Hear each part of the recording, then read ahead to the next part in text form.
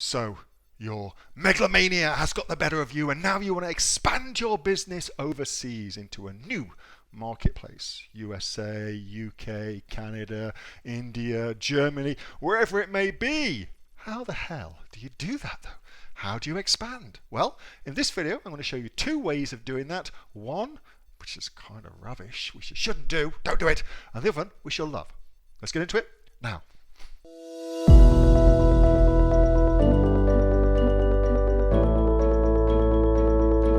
I'm going to give you the very, very simple answer, okay? And then I'm going to piss you off by telling you why you have to spend more money to do this, okay?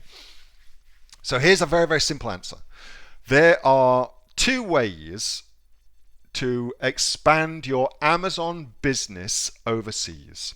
The first way is simply to alter your shipping settings so that you will let people from overseas buy your product, okay?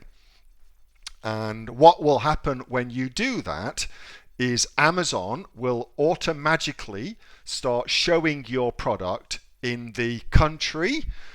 So let's say you sell in Australia, and you now are going to let the POMs buy your product, okay? So what will automatically happen is your product will now start showing up in the search results in the UK on amazon.co.uk, okay? That's what will happen automatically. Now, and then from the customer's point of view, when they order, they are then taken through the order process, and at the time of checkout, they can pick the carrier, or in this case the courier, typically it's courier, that they want to use to get the product from Australia into the UK. So that's how that would work. The good thing about that, from your perspective as a seller, is it's super easy to do. Yeah, I mean, there's really no risk for you of doing it,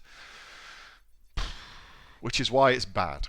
Okay, the other way of doing it is to use global selling and set up a global selling account and to open an account in Amazon in the UK and to ship some of your product into the UK and use FBA in the UK. Okay, so now you've got product in Australia and you've got product in the UK as well. You've got an amazon.com.au account, you've got an amazon.co.uk account. They've linked together in Global Selling Dashboard. Okay, that is the way to do it. That is absolutely the way to do it. Here's why.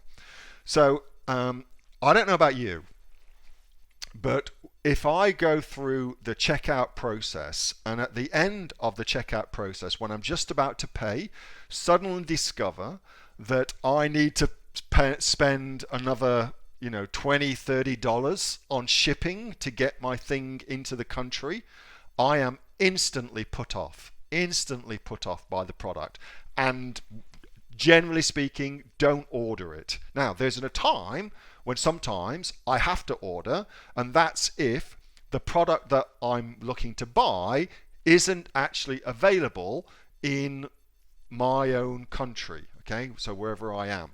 In that situation, I'm left with no choice but to pay the shipping charge to get it over, but I'm aware of that going in, therefore it's okay, all right?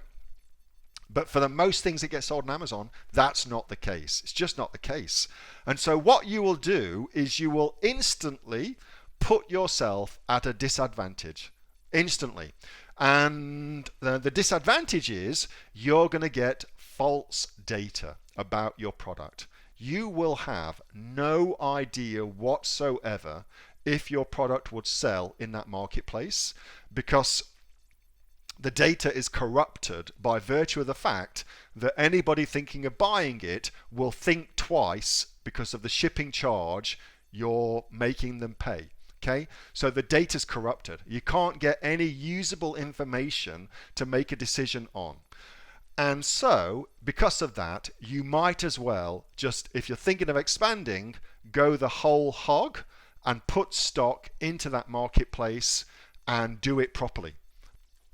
You might as well, because with one, you don't get reasonable usable data, it's all corrupted. With the other, you'll know for sure if it's going to work, given the best possible chance of making it work. Okay,